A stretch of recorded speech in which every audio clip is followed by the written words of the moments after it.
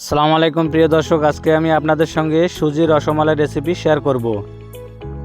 আজকের রেসিপিটা হবে একদম আলাদা। আজকের রেসিপিটা পারফেক্টলি বানানোর জন্য থাকছে অনেক tips and tricks. By the way, আমি আরিফ, আপনারা দেখছেন আরিফ কিচেন বিডি চ্যানেল। সুজির রসমালাই রেসিপি বানানোর জন্য চুলার মধ্যে একটা প্যান তুলে দিয়েছি। এখানে একটা বাটির মধ্যে নিয়ে এসেছি 200 গ্রাম পরিমাণ সুজি। এখন আমি প্যানের মধ্যে দিয়ে দেব 2 চামচ পরিমাণ ঘি।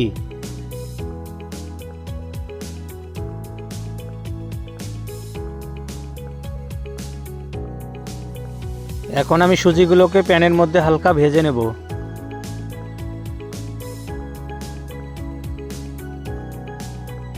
সুজিগুলো হালকা ভাজা হয়ে গেছে। এখন আমি সুজিগুলোর মধ্যে অল্প অল্প দুধ দিয়ে একটা সুজির পুর বানিয়ে নেব।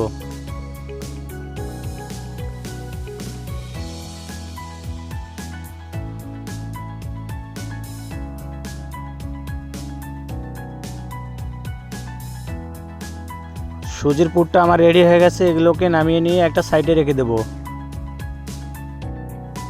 চুলার মধ্যে আমি আগেই কড়াই তুলে দিয়েছি। এখন আমি চিনির একটা ক্যারামেল বানিয়ে নেব। ক্যারামেল বানানোর জন্য এখানে 150 গ্রাম পরিমাণ দিয়ে দেবো কড়ার মধ্যে চিনি।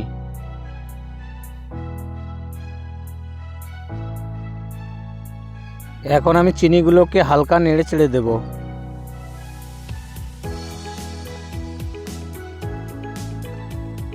ক্যারামেলটা আমার রেডি হয়ে গেছে। এগুলোর মধ্যে দিয়ে দেবো এখন 600 গ্রাম পরিমাণ তরল দুধ।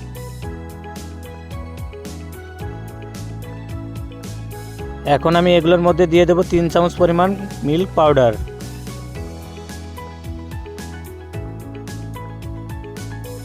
এখন এগুলোর মধ্যে দিয়ে দেবো 2 চামচ পরিমাণ কনডেন্স মিল্ক।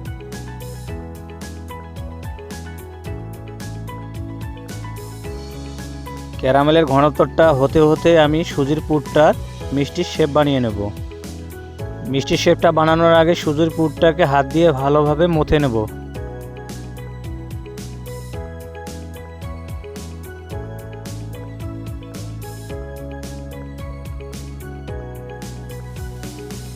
সুজির পুরটা হাত দিয়ে ভালোভাবে মথে নেওয়া হয়ে গেছে। এখন আমি হাত দিয়ে সুজির পুরটাকে মিষ্টির শেপ বানিয়ে নেব।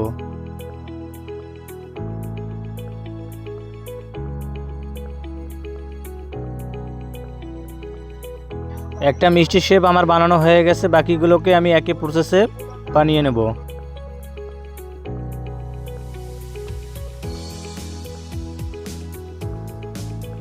সবগুলো মিষ্টির শেপ আমার বানানো হয়ে গেছে। এখন আমি ক্যারামেলগুলোর মধ্যে দিয়ে দেব সামান্য পরিমাণ সাদা এলাচের গুঁড়া।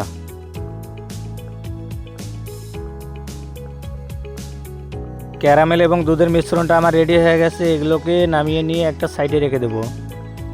চুলার মধ্যে তুলে দিয়েছি প্যানের মধ্যে দিয়েছি তেল। তেলগুলো গরম হয়ে গেছে। এখন আমি মিষ্টির শেপগুলোকে তেলের মধ্যে ভেজে নেব।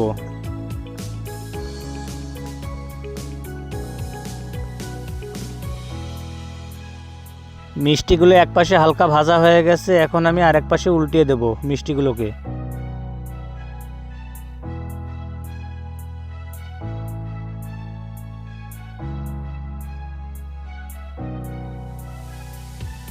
মিষ্টিগুলো ভাজা হয়ে গেছে। মিষ্টিগুলোকে একটা জালির মাধ্যমে আমি ডাইরেক্টলি তুলে দুধ ও ক্যারামেলের মিশ্রণের মধ্যে এগুলোকে দিয়ে দেব।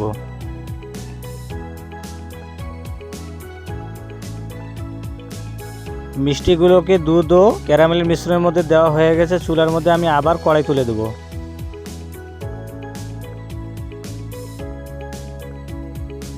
মিষ্টিগুলো আমার রেডি হয়ে গেছে। এই অবস্থায় আমি 5 থেকে 6 ঘন্টা এগুলোকে রেস্টে রেখে দেব, যাতে মিষ্টিগুলোর ভিতরে ক্যারামেল এবং দুধের মিশ্রণটা ভালোভাবে ঢুকে যায়।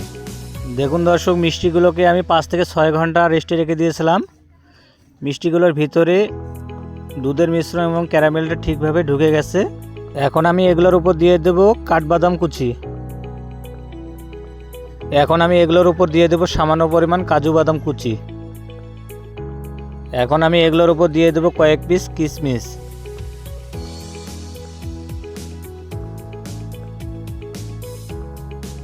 তো দেখুন দর্শক, আমি কত সহজে সুজির রসমালাই রেসিপিটা বানিয়ে ফেললাম। আপনারাও চাইলে বাসা বাড়িতে খুব ইজিলিভাবে বানিয়ে ট্রাই করে দেখতে পারেন। যদি আপনারা আমার চ্যানেলে নতুন হয়ে থাকেন, অবশ্যই চ্যানেলটিকে সাবস্ক্রাইব করে বেল আইকনটি বাজিয়ে রাখবেন পরবর্তী ভিডিওর নোটিফিকেশন পেতে। আপনাদের সঙ্গে দেখা হবে আমার নেক্সট কোনো ভিডিওতে। সবাই ভালো থাকবেন, সুস্থ থাকবেন। আল্লাহ হাফেজ।